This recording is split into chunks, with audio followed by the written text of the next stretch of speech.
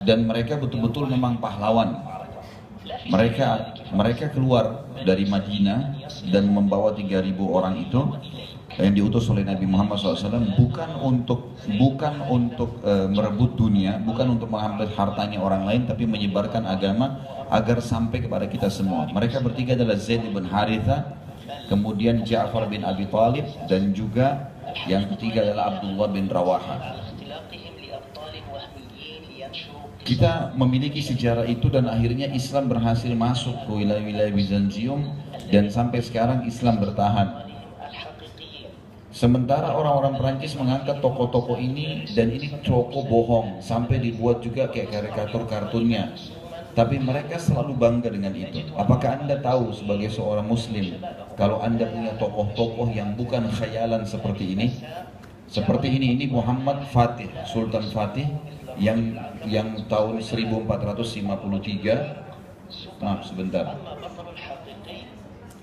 Jadi dia bilang seperti tokoh-tokoh Muhammad Al-Fatih yang menembus benteng Konstantinopel tahun 1453 Masehi, itu terlupakan oleh banyak anak-anak muda Muslim. Padahal waktu itu umurnya dia 25 tahun dan dia memimpin peperangan terbesar di dunia. Dan kata Nabi SAW,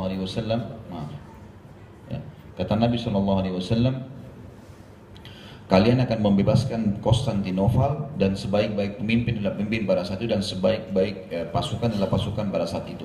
Dan itu ditemukan, berhasil oleh Muhammad, namanya Sultan Muhammad. Makanya dapat julukan Sultan Muhammad Fatih. Gitu kan. Sementara umat Islam tidak pernah mengenal sejarahnya dia, tapi umat Islam dicekoki dengan sejarah dongeng. Keluarnya Spiderman, Superman, Batman, gitu kan. Dan banyak sekali tokoh-tokoh yang lain yang semuanya ini, kata Jihad Turbani, sadarilah dongeng, dusta, dan semua tidak ada. Sehingga generasi muda kita tumbuh dalam kondisi tidak mengenal siapa tokoh-tokoh kita.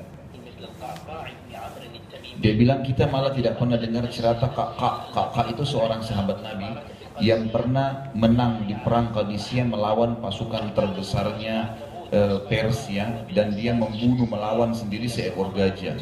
Sejarah Islam ada dan sejarah itu juga ada. Marvel membuat film-film seperti Spiderman dan itu sebenarnya disusun kalau ditelusuri kisahnya oleh orang-orang Yahudi yang ada di kota New York, dan mereka tujuannya untuk mengangkat nama baiknya orang-orang Yahudi. Bahkan tokohnya tadi perannya harus ada orang Yahudi. SpongeBob misalnya, ini adalah, kalau kita tahu, tentu Anda semua lebih tahu dari saya dalam bahasa Inggris, dia adalah sponge untuk membersihkan piring. Dan dibuatlah kisah yang kosong dan dongeng bohong. Dia hidup dalam lautan, kemudian dia buka restoran dalam air, dan dia jadi petugas, ya, pegawai di situ, dan diangkat itu dijadikan sebagai sebuah simbol dunia, sehingga generasi-generasi muda banyak tidak paham.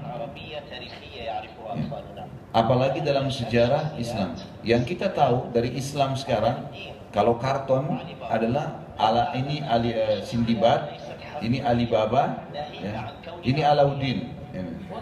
Dan perlu Anda tahu kalau ini semua adalah dongeng.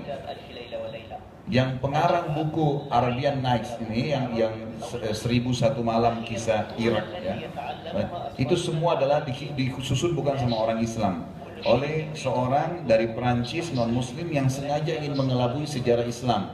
Isinya adalah perempuan yang terbuka baju seperti ini, Aladin yang datang ke padang pasir, yang kemudian dia, maaf saya pause dulu, yang kemudian diceritakan kalau dia itu si Aladin itu pergi ke padang pasir, kemudian mencari guci ajaib, yang akhirnya minta tolong sama jin. Coba apa yang ditangkap dari situ? Berarti kalau Anda mau menjadi tokoh muslim, anak-anak kecil kita kalau nonton itu pun, maka dia untuk menjadi tokoh dia harus menghayal menjadi Aladin, punya tikar yang bisa terbang, kemudian juga harus ke padang pasir untuk mencari guci. Tidak ada cara lain, gitu. Kesannya seperti itu. Masalah Alibaba ini cuplikan cover daripada kartun di dalam bahasa Inggris dan bahasa Arab, bahkan diterjemahkan dalam banyak bahasa, tentang kisah Alibaba. Alibaba ceritanya di dalam cerita-cerita yang disusun oleh non-muslim ini adalah seorang pencuri. Dia seorang pencuri dia mengambil harta yang telah dicuri oleh 39 pencuri yang lainnya dan dia yang ke-40, dan dia karena hebatnya dia karena berhasil mengambil harta curian itu, lalu kemudian dia memakai untuk kebutuhannya dan membantu orang lain. Padahal tetap saja ujungnya mengajarkan pencurian. Dan juga yang kita perlu tahu, ini cerita dongeng, tidak ada sama sekali.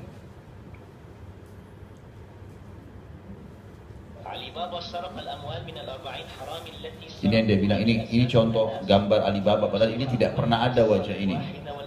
Kemudian digambarkan seperti ini, mencuri dari 39 pencuri yang lain yang dia kalahkan.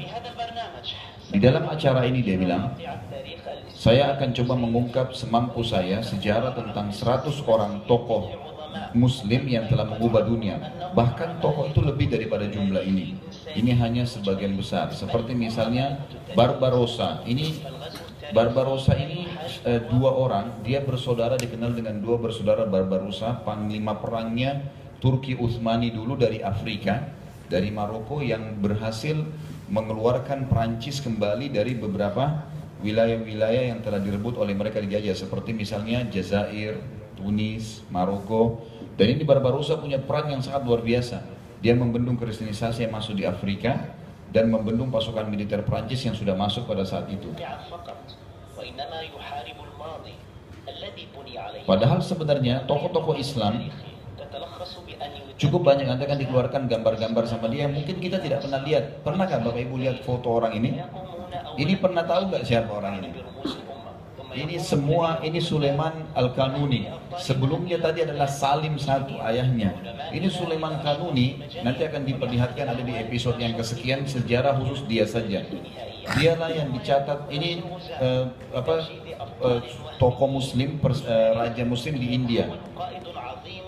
Mereka mengubah sejarah, tokoh-tokoh kita dihapuskan, kemudian mereka mengubah sejarah. Amr bin As, salah satu sahabat Nabi yang masuk ke Mesir, dicatat dalam sejarah Mesir dan di Eropa, kalau dia penjahat besar. Padahal sebenarnya Amr bin As membawa Islam ke sana. Sementara Napoleon itu penjahat peperangan, merampas haknya orang lain, tapi diubah menjadi seorang tokoh. Misal dalam tadi disebutkan ya, ini Abbas bin Akhnas. Ini salah satu ilmuwan muslim yang berhasil membuat dengan tangannya sendiri pesawat dan berhasil selamat. Sementara dua saudara adik kakak tadi, mereka dari Inggris hanya bisa menerjemahkan bukunya dan dikenal dalam sejarah, segera dirangkul, disebarkan kepada umat Islam kalau yang menemukan pesawat adalah mereka misalnya. Rambo, dia bilang, siapa anak muda muslim yang tidak mengenalnya? Anak muda ataupun orang tua. Padahal tahukah Anda kalau ini adalah kisah dongeng? Ini tidak ada figurnya. Ini disusun oleh Amerika untuk mengembalikan semangat tentara-tentara Amerika yang sudah habis-habisan dibantai di Vietnam. Mereka kalah, gitu kan? Sampai dalam kasus ada 12 pesawat Amerika yang setiap kali naik helikopternya, bukan pesawat, helikopternya naik selalu jatuh. 12 itu hancur seketika hanya karena dihadapi oleh seorang ibu yang ada di atas pohon kelapa yang memegang bazooka. Dan itu betul-betul menghancurkan semangat mereka, karena satu perempuan bisa menghancurkan sampai 12 helikopter yang mahal sekali harganya. Mereka membuatlah film ini, dan ini adalah tokoh dongeng yang difilmkan, satu orang bisa mengalahkan satu kota.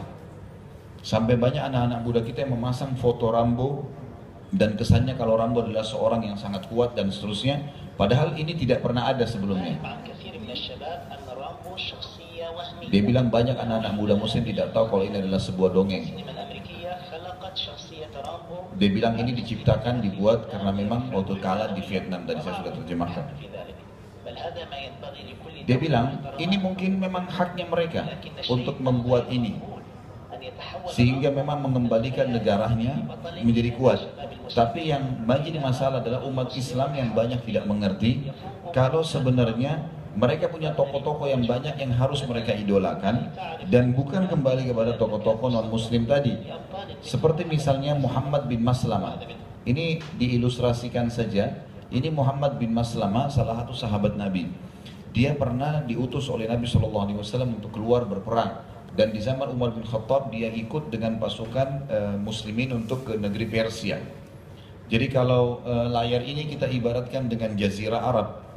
Di bagian atas, maaf ini contoh saja, kalau ini Jazirah Arab, Di sini ada Madinah, di sini ada Mekah, di bawah ada Yaman, Indonesia di bawah di selatan. Di daerah timurnya Jazirah Arab itu ada Irak, Iran, Afghanistan, Rusia, Cina dan seterusnya. Nah, kita sekarang kalau Hong Kong ini berada di timurnya Jazirah Arab. Di daerah baratnya ada Afrika, ada Mesir, Tunis, Jazair dan seterusnya seluruh wilayah Afrika. Di daerah utaranya itu ada Syam, Palestina, Syria, Lebanon, kemudian di atasnya lagi Turki bagian Asia dan seluruh Eropa sampai ke atas. Nah, di umat Islam di zaman Umar bin Khattab tahun 14 Hijriah itu sudah berhasil menaklukkan wilayah utara. Wilayah utara, seluruh wilayah utara Jazirah Arab, Palestina, Jordania, Lebanon dan Syria, serta wilayah Asianya Turki itu sudah takluk di tangan kaum muslimin.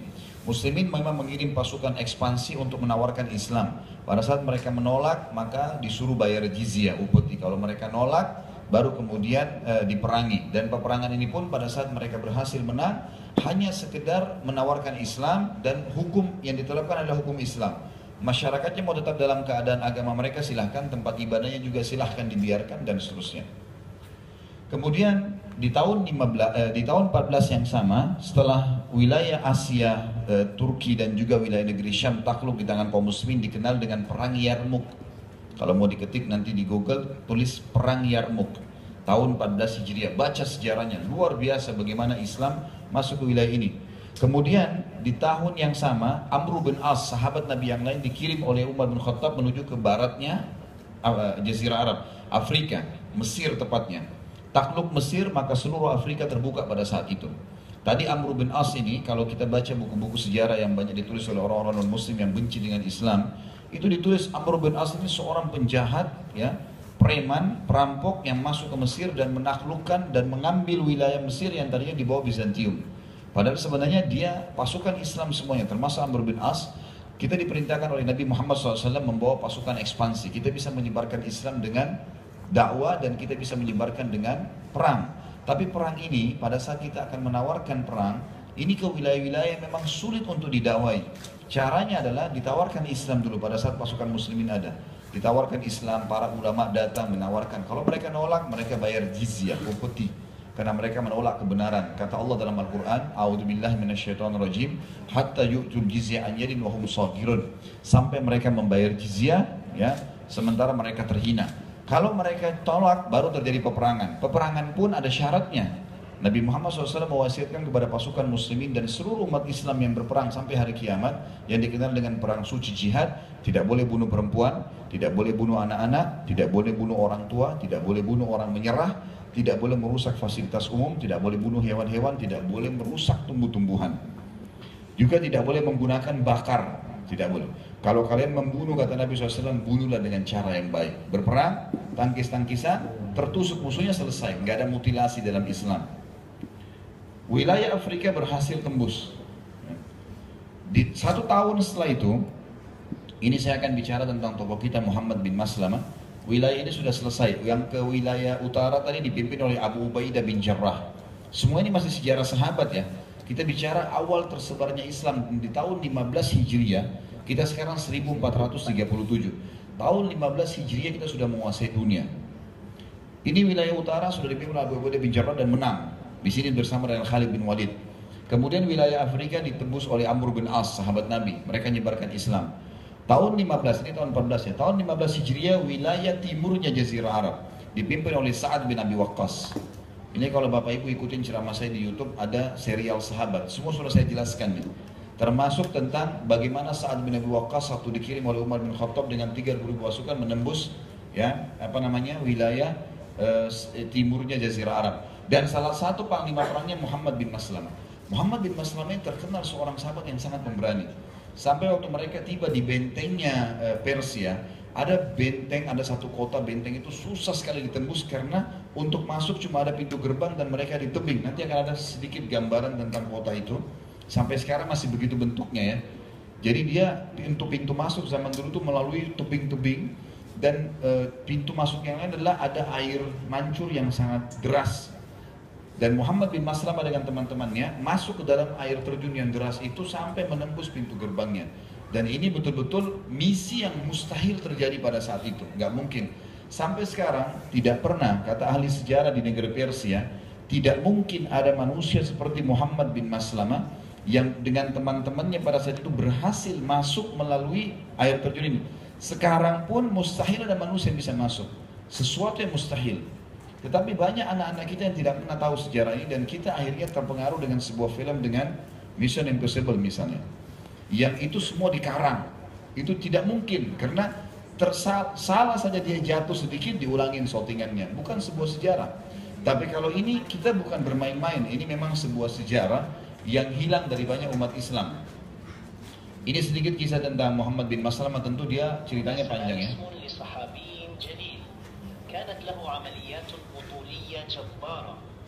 Tustur ya, kalau salah kota Tustur namanya. Ini yang banyak ditokohkan juga oleh umat-umat Islam. Yang orang ini sebenarnya belajar dari seorang tokoh Islam ini. Jadi waktu dia kan terkenal preman dunia ya tadi. Dia punya pasukan, dia menyerang, dia bisa dibayar oleh negara.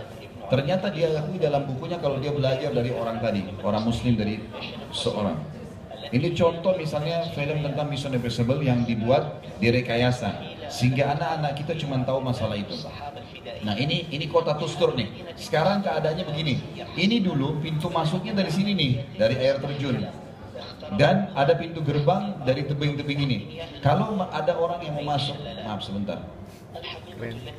Pada saat orang mau masuk di situ, maka mereka punya sebuah putaran, ada putaran arusan air yang harus diputar oleh sekian banyak orang, puluhan orang laki-laki, sehingga tertutuplah pintu air itu, baru airnya berhenti, kemudian baru bisa melalui pintu-pintu ini. Jadi memang sulit sekali. Tapi pada zaman itu Muhammad bin Maslamah tadi berhasil masuk di benteng itu. Kemudian tadi juga yang diperlihatkan benteng, maaf saya kembalikan sebentar aja.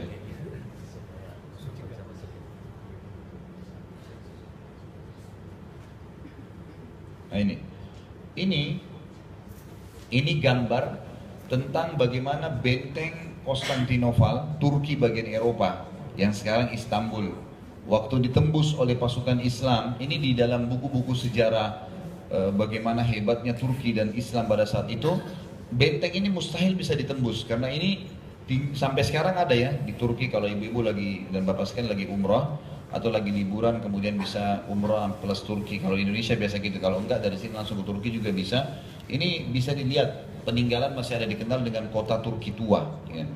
Kita bisa masuk ke dalam benteng ini dan kita bisa melihat peninggalan benteng ini ada di tengah-tengah kota Turki. Kemudian ada juga di kota Istanbul, itu kita bisa jalan menuju ke tempat istana yang dibangun oleh khalifah-khalifah Turki dulu. Bagaimana keindahannya dan sebagaimana sejarahnya. Nah pada saat ini Bapak Ibu sekalian, sudah tahukah Anda kalau pada saat ini pertama kali ditemukan digunakan meriam, dan meriam itu dibuat oleh kaum muslimin. Dan tembok ini mustahil bisa ditembus pada saat itu. Karena tingginya ini bisa mencapai, sekitar, kalau di zaman itu ya sekitar 50 meter. Ya. Ini sekitar 50 meter, yang ini 50 meter, ini bisa 75 meter tingginya. Dan ini mengelilingi seluruh kota, seluruh negeri Bizantium pada saat itu. Jadi besar sekali tempatnya. Dan di sekitar sini ada lautan. Bagaimana pasukan muslimin dulu bisa menembus ini? Dan mereka menggunakan meriam yang luar biasa kekuatannya pada saat itu. Dan di sini tidak diperlihatkan, ini kan cuma cerita sepintas. Tapi nanti akan ada sejarahnya. Di bagian selatan benteng ini, ibu sekalian dan bapak sekalian, itu ada lautan yang pada saat itu oleh orang-orang Bizantium dibuat rantai besi yang sangat besar, dan ada kartunnya. Saya yakin dalam bahasa Inggris sudah ada juga. Judulnya Muhammad Al-Fatih, kartun. Itu bisa diketik di Google, insya Allah ada. Kalau tidak ada, kapan ada keluarganya di Indonesia sudah dibahasa Indonesia kan, sudah didubbing bahasa Indonesia. Itu kadang-kadang saya kalau umroh saya putarin di bus. Itu subhanallah sampai 2 jam sejarah tentang Muhammad Al-Fatih menembus tempat ini. Bagaimana dia berhasil membuat meriam, dan bagaimana itu dibantu oleh salah satu pembuat meriam dari wilayah Bizantium, orang Nasrani. Kemudian bagaimana dia melewati sebuah lautan yang ditahan oleh rantai besi. Dia pertama kali dalam sejarah, disebutkan dalam sejarah itu menarik kapal melewati gunung. Karena nggak bisa, kapal-kapal mereka kalau mau lewat ditahan oleh rantai yang besar. Rantai ini ditarik dari dua sisi temboknya Bizantium ini.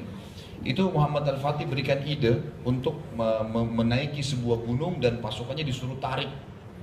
Disuruh tarik kapal itu dengan cara dilumurin minyak. Jadi dibuat rel kayak rel kereta, tapi ini untuk kapal lewat, kemudian dikasih minyak, kemudian baru ditarik. Keesokan paginya muslimin berhasil menembus benteng Konstantinopel. Ini sejarah peperangan yang luar biasa besarnya, luar biasa yang perlu diketahui. Tapi kita tidak pernah mengetahui masalah ini dan kita terkelabui. Dan kita akhirnya masuk kepada cuplikan-cuplikan film yang banyak yang tidak bisa kita pahami. Nah, ini tadi yang kota Tustur di Persia. Sekarang ada di Iran ini ya.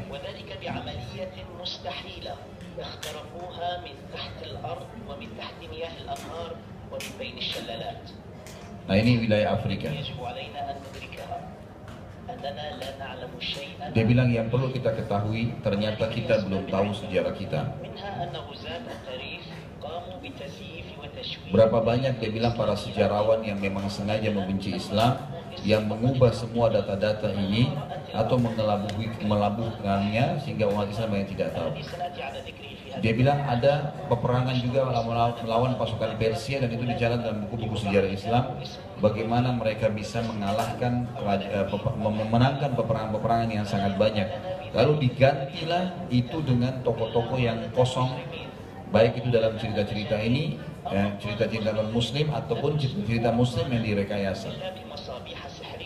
Dia bilang tadi yang saya ceritakan awal ya, dia bilang kalau orang muslim sekarang kalaupun dia nonton kartun, maka yang dia tahu dia harus jadi Sindibat atau jadi Alibaba ataupun orang-orang yang semisalnya gitu kan. Sehingga akhirnya membuat orang-orang dia harus datang ke padang pasir menemukan ini lampu ajaibnya Aladin. Kalau mau menjadi seorang muslim dan jagoan sekalian, punya tokoh, punya peran di masyarakat, maka tidak ada jalan lain kecuali dia harus menjadi tokoh-tokoh yang rekayasa ini. Dan subhanallah sampai hari ini, kita bicara Indonesia saja Bapak Ibu sekalian, saya temukan sampai hari ini, kadang-kadang sepintas saya ingin mengikuti perkembangan, saya lihat cuplikannya. Sampai sekarang sinetron di Indonesia, kalau bukan isinya adalah pergaulan bebas, isi yang lain adalah dongeng dengan menggambarkan manusia bisa bekerja sama jin, tapi direkayasa lucu sehingga ya kita menangkapnya, oh ini bagus ya, lucu, hiburan. Padahal sebenarnya anak-anak kita akan merekam, ternyata boleh kerjasama sama jin. Dan cerita-cerita yang kosong, yang tidak ada sama sekali manfaatnya. Sehingga anak-anak kita tumbuhnya, maaf kalau saya bahasakan ini, dia cuma tahu selesai kuliah, bagaimana dia bekerja, hidup, kemudian hiburannya adalah nonton terus perkembangan dicekoki sampai dia meninggal dunia. Tidak pernah ada pikiran bagaimana menyebarkan Islam seluruh muka bumi ini, mengetahui sejarahnya, gitu kan? Dan banyak sekali hal. Saya kasih contoh-contoh yang lain tidak disebutkan di sini. Mudah-mudahan adik-adik kita nanti sudah tidak mengikuti itu, dan Bapak Ibu juga perlu tahu. Seperti kalau menonton sesuatu, usahakan menonton dalam sejam, setengah jam, 10 menit pun hal-hal yang bermanfaat. Saya kasih contoh misalnya cerita tentang kartun yang dibuat Tom and Jerry. Mungkin bagi kita itu lucu ya, memang lucu karena kita bisa tertawa. Tapi kalau kita ambil secara akal sehat kita dan pendidikan, kalau kita dudukkan anak kita 2 orang dan nonton 15 menit saja, setelah itu Bapak Ibu matikan, lihat apa yang akan terjadi. Pastikan mereka akan pukul satu sama yang lain. Karena dianggap itulah yang ditonton oleh dia. Dan berapa banyak orang tua karena dia mau santai, maka anaknya dialihkan ke kartun-kartun ini. Kenapa Bapak Ibu nggak alihkan ke kartun? Sekarang sudah ada, di Android juga ada. Saya tidak tahu kalau mungkin Bapak pakai iPhone, mungkin bisa dicari ada. Kalau di Indonesia saya sarankan jemaah saya nonton, tulis saja kartun Islam. Nanti akan keluar tuh, ada cerita tentang Nabi Nuh, Nabi Soleh, yang sudah dibuat tapi memang belum banyak. Tapi ada, bukan tidak ada. Cerita misalnya, kita perlu tahu juga dalam Islam Bapak Ibu sekalian, tokoh yang sering diangkat oleh orang-orang Yahudi kalau dalam kartun itu tikus. Dan tikus ini perlu kita tahu ya, dalam Islam itu binatang yang buruk. Binatang yang buruk. Jadi seperti kasus Tom and Jerry, selalu Jerry-nya yang menang dan dia seperti tokoh, umumnya begitu. Kemudian kita tahu Mickey Mouse dan Minnie Mouse misalnya, tikus lagi. Padahal Di dalam Islam kata Nabi SAW, salah satu dari 5 hewan yang boleh dibunuh adalah tikus. Nah, selain ular, kalajengking, kemudian tikus, cecak, dan juga anjing yang hitam semuanya, tidak ada warna lain. Itu ada hadis-hadis yang menjelaskan masalah itu. Jadi ditokohkanlah tikus ini. Dan sayangnya banyak kita, orang tua tidak paham.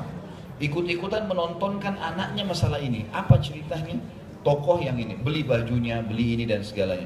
Selain daripada tokoh-tokoh tadi yang disebutkan sama dia, seperti masalah kasus Superman dan Spiderman dan seterusnya. Dan perlu kita tahu, dan ini sudah rahasia umum dalam media, pada saat dirilis film Spiderman, film Superman, dan orang tua banyak membelikan baju itu buat anak-anak mereka, berapa banyak korban anak-anak kecil yang loncat dari apartemen di Amerika. Itu karena mereka menganggap bajunya ini bisa membuat seperti film yang mereka tonton.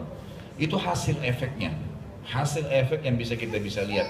Tapi kita simpulkan semua, terlepas daripada upaya-upaya adapun dari non-muslim yang masuk kepada kita harus kembali kepada sejarah kita, mempelajari tentang tokoh-tokoh yang memang semestinya kita bisa ketahui tentang kehebatan mereka.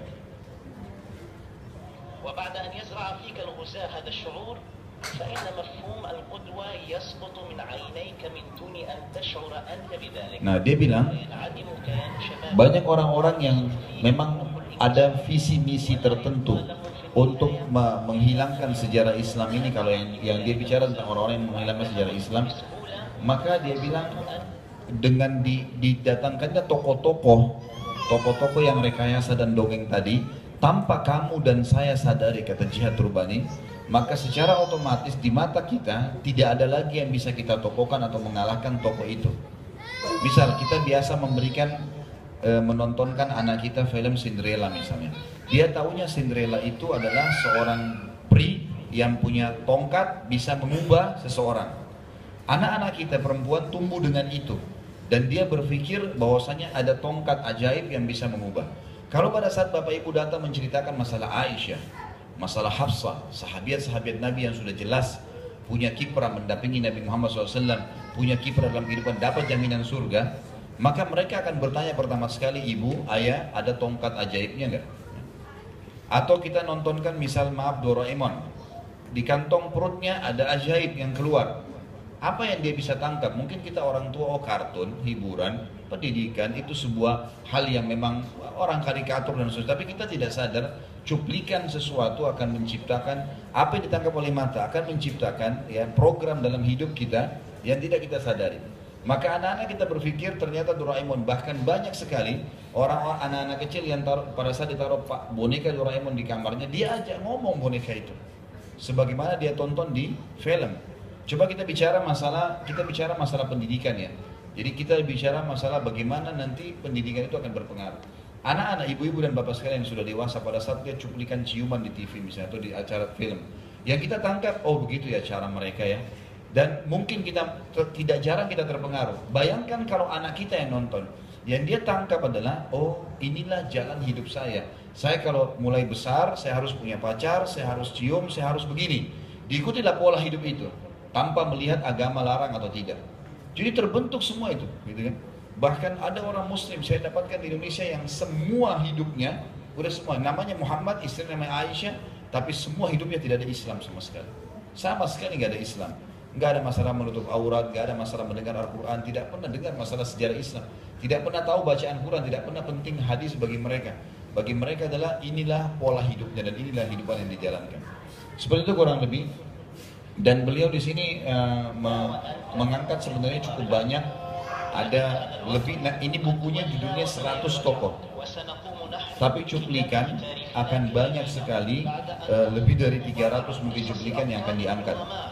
Dia bilang, maka saya coba berusaha, saya akan mengungkap tokoh-tokoh Islam agar bisa mengembalikan kita dan memahami tentang sebenarnya kiprah apa sih yang sudah kita lakukan, gitu. Kiprah apa yang sudah kita lakukan dan sampai mana.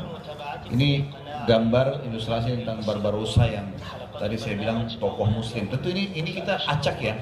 Nanti ada serial aja, serial satu tokoh saja dibicarain sama dia. Serial 2 nanti tokoh satunya. Nanti Bapak Ibu, ini saya cuma kasih pemikiran saja. Nanti Bapak Ibu yang follow up ya. Ini loh buka ini loh nonton ini. Saya pandu begitu. Karena memang kalau tidak, maka banyak orang tidak tahu. Ini Sultan Muhammad Fatih yang diceritakan memang menembus Konstantinopel itu. Dan dia berharap, dia bilang sampaikan pesannya, kalau tonton ini maka usahakan jangan lupa selalu berikan jempol kalau memang merasa puas dengan acara ini, sehingga memang ada dukungan buat dia di YouTube. Dan ini dia orang-orang yang mengirim surat sama dia yang kurang lebih artinya semoga Allah memberkahi kamu, kami setuju dengan program ini dan seterusnya dukungan, sehingga memang membuat dia makin semangat untuk menyusun ini gitu.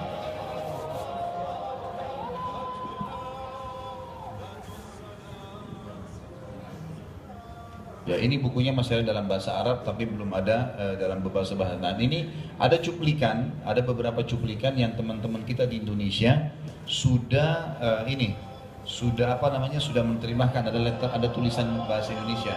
Ada juga kemarin saya sama Badri sempat lihat beberapa cuplikan sudah dalam bahasa Inggris gitu. Nah, ini cuplikan yang lain tentunya. Ini terulang. Lanjut. مرحبا بكم في الحلقة الثالثة من برنامج في هذه الحلقة سنبدأ